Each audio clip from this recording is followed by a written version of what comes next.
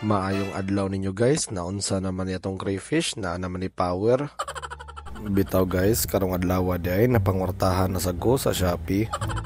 Sa tinud-anay lang gikapoy na bitaw ko atong manual siphon pump maong mi-order ta ning 28 watts water change pump. Gi-order day ko ni daan usa ko na nanghid sa akong asawa. Kung gusto mo problema, nahala, sun ako. Actually guys, dili din necessary nga mang limpyo ta permi sa atong trapalpan. Pero ako lang limpyuhan kay medyo hugaw naman. If katong manual siphon pump atong gamiton, murag ugma pa ta mahuman. Basta yung ani din hugaw ang tubig guys, dili ni pwede nun.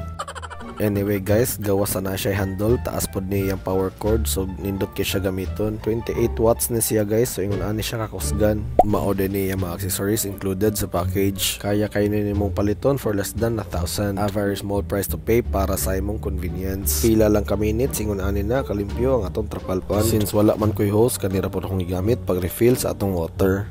Unya, diri lang ko kutob. Salamat sa pag-usik-usik sa inyong oras, uban ako. Sunod na pod.